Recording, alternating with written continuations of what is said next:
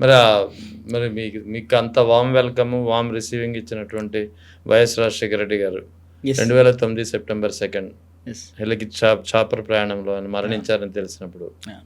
ఎలా ఫీల్ అయ్యారు? అది మాటల్లో చెప్పలేను. ఒక పెయిన్‌ఫుల్ హ్మ్. ఇదిగా సార్. నాకప్పుడు స్టూడియో ఉండేది.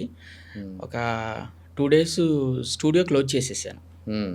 ఆయన ఫోటో ఆయనకి నివాళులు అర్పించి మా ఎంప్లాయీస్ అందరం 2 డేస్ స్టూడియో మూసేసానండి. హుహు. హ్మ్.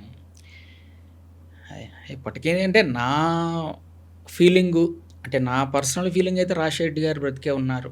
హ్మ్. ఎక్కడో ఉన్నారాయన. మనల్ని బ్లెస్ చేస్తున్నారు. లేకపోతే ఆయన చేసిన మంచి ఇంకా హ్మ్, ఈ భూమి మీద ఉంది హ్మ్.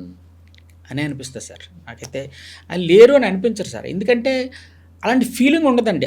ఆయన్ని చూసినప్పుడు, ఆయన ఫోటో చూసినప్పుడు, ఎప్పుడైనా టెలివిజన్‌లో విజువల్ చూసినప్పుడు హ్మ్. ఉన్నారు రాజశేఖర్ రెడ్డి గారు ఉన్నారు. ఏదో మాట్లాడినప్పుడు ఎవరైనా రాజశేఖర్ రెడ్డి గారు చనిపోవడం ఏంటి? కాదే. హ్మ్. అంతే. అదే ఉంటది సార్.